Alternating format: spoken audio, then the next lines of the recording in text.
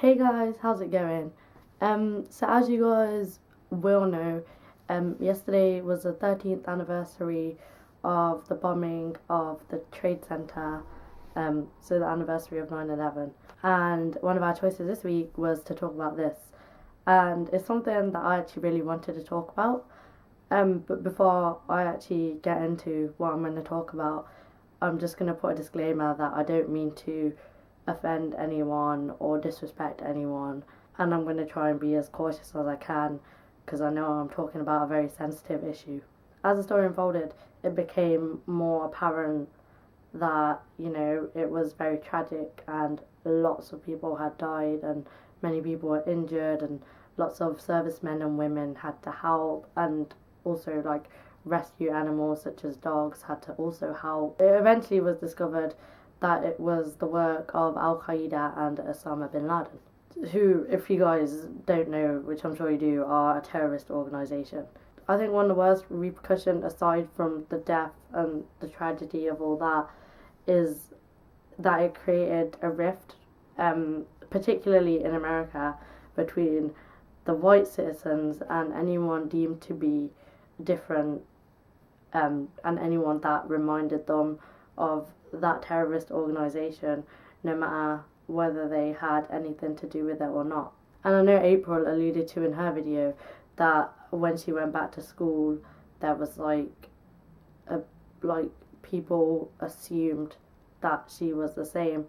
And I think the problem with things like this that obviously get huge media coverage is that often for most people they create generalizations in their mind about a certain group. So with this, it was like all Muslims are terrorists, which obviously is completely untrue. And the majority, like the vast majority of Muslims, just want to live their life peacefully and have no mentality relating to that of Al Qaeda whatsoever. But when something so big happens, people find it hard not to think in that way.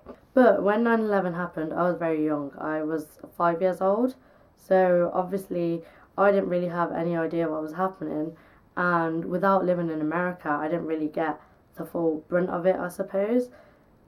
Because as a brown kid living in America at that time, I probably would have experienced some sort of racism or some sort of abuse because it was so common. However, the racism did become more apparent when I watched the movie. It's actually an Indian movie, and it's called My Name is Khan. Essentially, what it's about a man with Asperger's and his journey after 9/11, and it deals with all sorts of things like racism and all that sort of stuff. And I think you guys should definitely check it out if you get the chance, because it's one of those movies that will change your life. And it's so important for people to be aware of the issues. One part that I really remember is there is a reporter guy, and he's talked to some higher up, news presenter. I can't remember exactly. It's been a long time since I watched it. But he sees a picture of the guy and his family on the desk, and in the picture, the man is wearing a turban, but he no longer wears a turban. And the reporter asks him, he's like, was that picture taken before 9/11? And of course the answer was yes, because people had to change themselves after 9/11 to feel more safe. They had to remove their turbans, remove their headscarf, remove anything that made them look remotely different that they could change. Obviously the skin colour is something they couldn't change. But the things that saddens me the most is that there was this racial abuse, and two, that they couldn't even decipher between different races. So it's whether you even look similar to someone that they dislike, that someone can immediately abuse you. And the thing was, it was something that was widely happening. And of course, it's completely wrong what Osama bin Laden and the rest of those atrocious men did. But that doesn't mean that normal people just trying to live their lives have to pay for that. And the thing is, racism is still a big issue now, and it's coming out in different issues now, like Ferguson and all that. And obviously, I'm talking now isolated about America, But there's similar things that happen in the UK. For example, there were the 7/11 bombings in 2005 where a bus was blown up, and people have this extreme reaction whereby they feel the need to like sort of protect themselves and everyone they see similar to themselves, but they view everyone else as a threat because of that.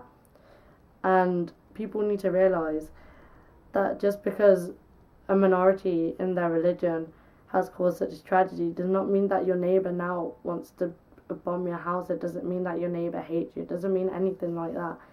It means that people are people, and out there are people that make good decisions and live their life well, and there are people that make bad decisions and don't live their life so well. So please don't make a bad decision and act in a racist way against someone who's just trying to make good decisions in their life. It's not fair on the person that's getting abused, but it's also not fair on the person that's given abuse because they remain ignorant to the real issues. I'm sorry that this wasn't a fun video, but obviously there's no way to make an issue like this fun. But the thing is, racism still exists whether we choose to ignore it or not. But if you have the chance to make a difference, I think you guys should do that. And if you guys haven't already, please check out My Name is Khan. It's honestly such a good movie. You'll probably have to read subtitles because I had to too. But it's so good, and it's such an eye-opening movie. And I hope if you guys do watch it that you enjoy it very much. And I'll see you guys next week for another video. Bye!